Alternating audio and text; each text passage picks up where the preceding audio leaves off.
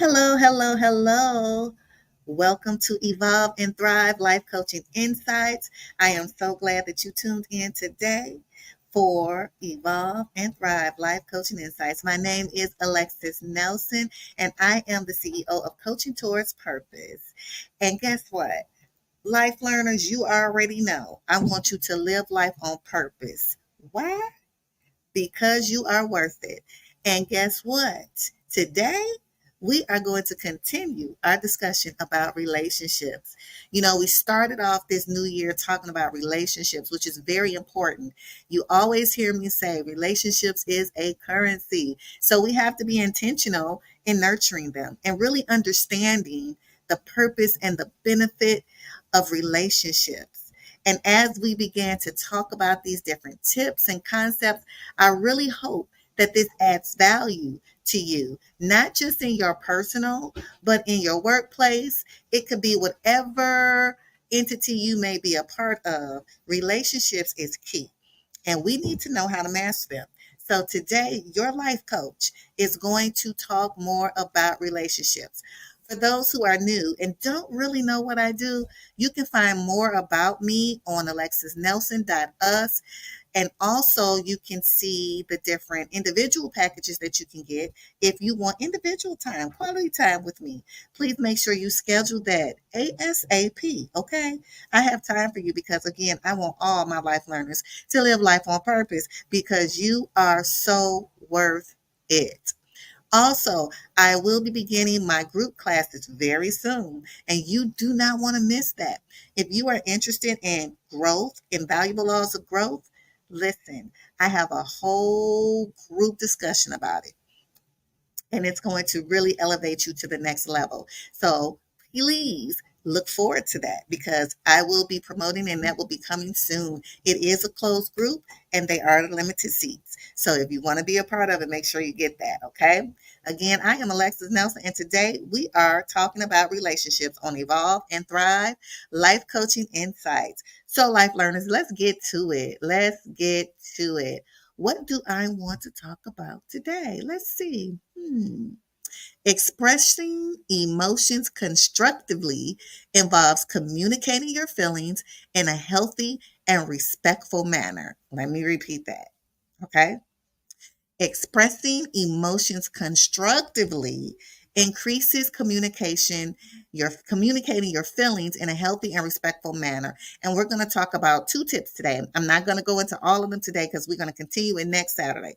However, this is something important because you already know sometimes when we are in our feelings, what we have to say may not come out the way that it was intended. Emotions causes us to say things that we may not mean, or if we do mean it, it doesn't mean we have to say everything that's on our mind because it can impair relationships. It can damage relationships. And yes, we operate in forgiveness because guess what?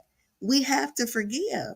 That's healing because when we walk in unforgiveness, that's like a cancer, honey, and it is not healthy for you. It does nothing to the other person, it does something to you. So we have to make sure that we're walking in forgiveness and we don't put ourselves in positions where we are tarnishing or damaging relationships because our emotions are speaking, right? Listen, what comes from the heart, honey, it will flow out. And we have to make sure that we master the way we communicate. All right. So let's get to it, right? So, what are the two things I want to talk to you about today? For one, identify and understand your emotions. Take a moment. Just take a moment. It's okay. Take a moment to recognize and understand what you are feeling and reflect on the specific emotion you are experiencing and why. Okay, so what does that look like? What am I feeling in this moment? So, say you are at the workplace, right? And you and your coworker had a disagreement, and it was a very heated disagreement. And you were feeling what we like to say some kind of way, but we have to add language to what our feelings is because sometimes we'll be like, well, whatever, it's good, or I'm good, I'm okay, I'm okay.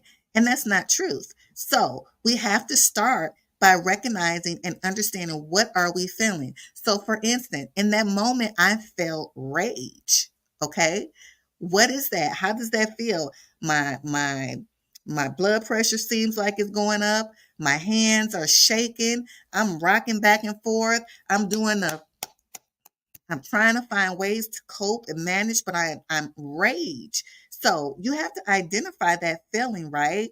Reflect on that emotion and why, what makes you experience that in such a way, and why. Because listen, when you understand what was triggered, then you can better know how to handle situations where it can cause you to rise to a level in your character that's not conducive for growth, right? So I was so angry because when we were in this altercation, she talked down to me as if I was a child, and I am not a child. And that really, really makes me frustrated. So I found myself where I was raising my voice because now I'm frustrated. I'm infuriated because she's talking to me as if I'm a child. So where does this come from? Where did I experience this before, right? Hmm.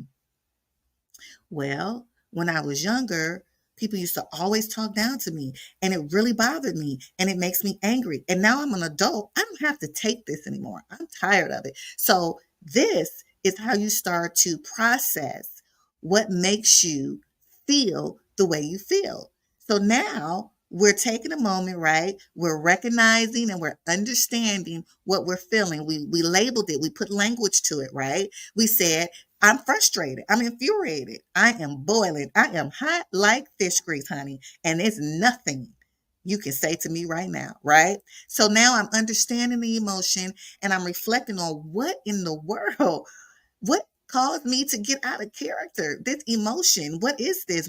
Why am I experiencing this? And once we get to the point where we understand the why, I love to talk about the why, and that's a whole nother different subject, okay? But when we understand that, we can better navigate when we come to situations that get heated, that puts you back in a place and time where you felt like you were powerless, right? So now I know I'm not powerless. I know that I'm not a child. I know that I add value to this company, and I will not allow this conversation or the opinion of someone else cause me to get out of character. I have control over this emotion, right? Because why? I took a moment to recognize it. I understood what I was feeling, and I was able to reflect on where did that emotion take me? Where was I at? And what caused me to respond in a way where I'm about to lay hands on somebody, right? So, this is what we do because we want to make sure that we are expressing emotions constructively in our workplaces, in our families, in our marriages, and with our children. It's not just one place where this works. This applies to many different places, right? So, again, today what we were talking about is expressing emotions constructively and how we need to do that. You know, this involves communicating our feelings, right? And that's what we talked about in a respectful manner. And these two tips will help you do that. So, thank you, life learners, for joining me today on Evolve and Thrive Life Coaching Insights. Make sure you like and you share, okay? Like and share and put a comment in there. How does this help you? And what do you think about what two tips I gave today? Are you going to take a moment to recognize and understand your feelings? Will you reflect on the specific emotions and why you are experiencing them? Where did they take you? I want you to do that this week and let me know how it went, all right? Just add some comments, like and share. And again, if you want individual coaching, please go to alexisnelson.us, sign up. I am here waiting for you, life learners. I look forward to seeing you. And until next time, thank you so very much for joining me on Evolve and Thrive Life Coaching Insights. You all have a good one. And remember, live life on purpose. Why? Because you're worth it. All right, everybody. You have a good